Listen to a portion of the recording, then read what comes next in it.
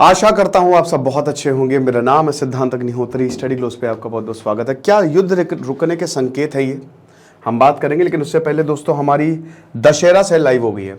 तो भैया जिनको भी कोर्सेज चाहिए, डार्क साइकोलॉजी, NLP, जो भी आपको कोर्सेज चाहिए, आज मैं science of dealing with toxic people की अगली क्लास लेने वाला हूँ।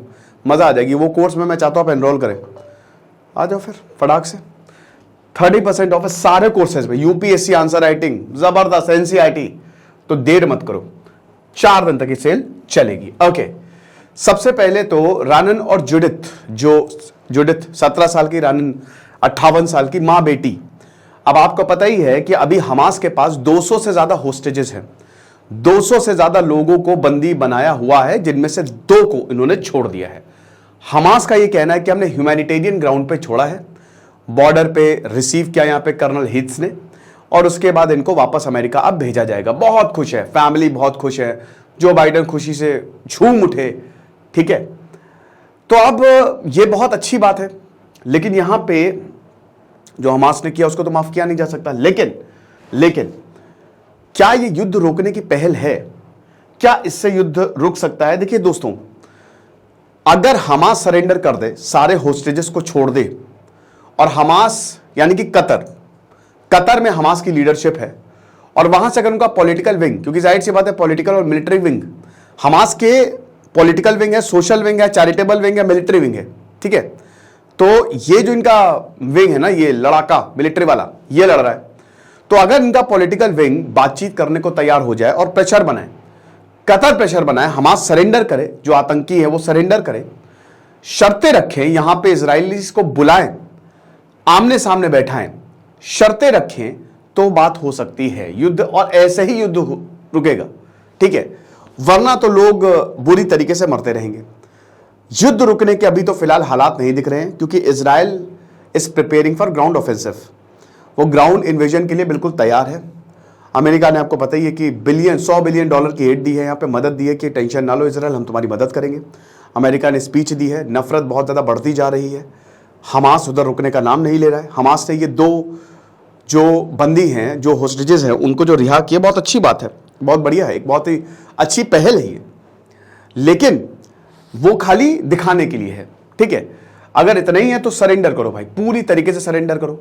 अगर तुम गाजा के लोगों का प्रतिनिधित्व करते हो तो सरेंडर करना चाहिए, ह्यूमैनिटेरियन ग्राउंड्स पे ही करो, क्योंकि लोग वहीं बच्चे मर रहे हैं। 12,000 के करीब पैलेस्टीनियंस, ऐसा अनऑफिशियल रिकॉर्ड है, मारे गए हैं। ठीक है, इजराइल रुकेगा नहीं। इजराइल के पास क्या ऑप्शन है? कोई ऑप्शन नहीं है। अमेरिका की फोर्सेस लगातार काम कर रही हैं, उनके नेवी सील्स और डेल्टा फोर्स, ये दोनों काम कर रहे हैं। आप बिल्कुल मान के चलिए, ऐसा हो ही नहीं सकता कि ये दोनों फोर्सेस काम ना कर रही। नेवी सील्स भी काम कर रहे हैं। ठीक है, अभी सबसे बड़ी प्राथमिकता यही है देशों की कि होस्टेजेस को किसी तरीके से छोड़ाया जाए। तो कतर की, हालांकि हमास रुकेगा नहीं, वो तो आप ये समझे, उसने तो अनाउंस कर ही दिया है, लेकिन कतर की जो टॉप लीडरशिप है वो इसमें मध्यस्थता कर सकते हो। कतर ने ही मीडिएशन किया है, कतर की ही मीडिएशन की वजह से ये हुआ है। तो क्योंकि देखिए मैंने क्या बताया, टॉप लीडरशिप इनके जो मेन कोर कमांडर्स वो रहते कतर में। अब आप ये देखिए कि इस्लामिक देश इतनी बढ़ चढ़ के बात कर रहे हैं, तो भाई तुम ही पहल ले लो ना। किसी भी इस्लामिक देश, कोई भी इस्लामिक देश कतर को छोड़ के किसी ने भी ह्यूमैनिटेरियन एड ऑफर नहीं की है।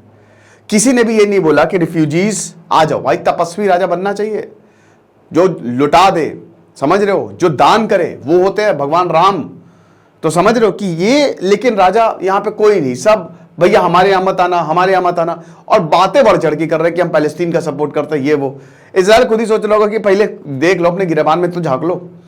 तो बात ये है, लेकिन यहां पे बड़ी बात बस कि किसी तरीके से ये युद्ध रुके, सीज फायर हो।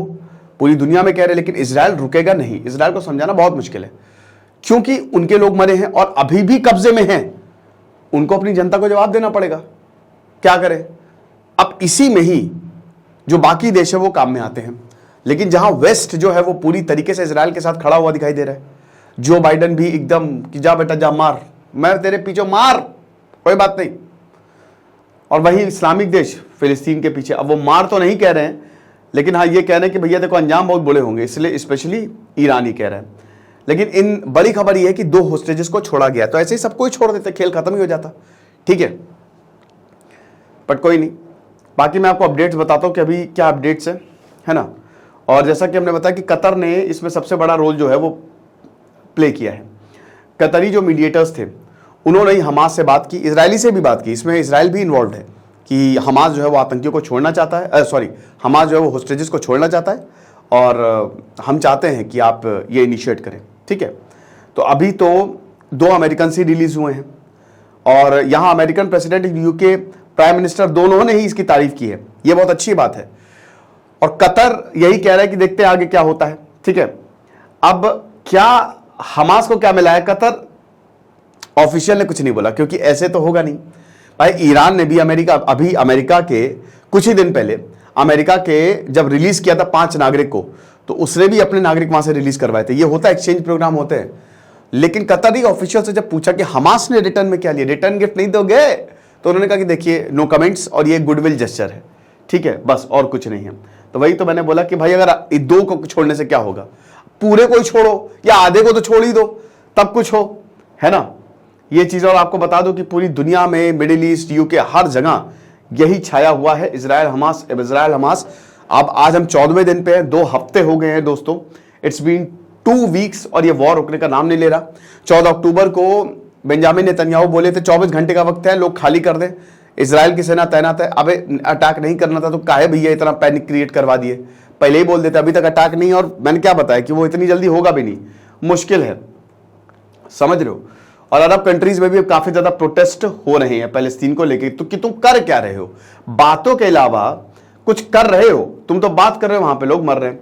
अभी तक 22 जर्नलिस्ट जो हैं वो मारे जा चुके हैं। ठीक है, कैंपेनिंग ग्रुप का ये कहना, जिसमें बीबीसी, अल जजीरा, एसोसिएट प्रेस के एक घायल हुए, ये चीज है। ठीक है,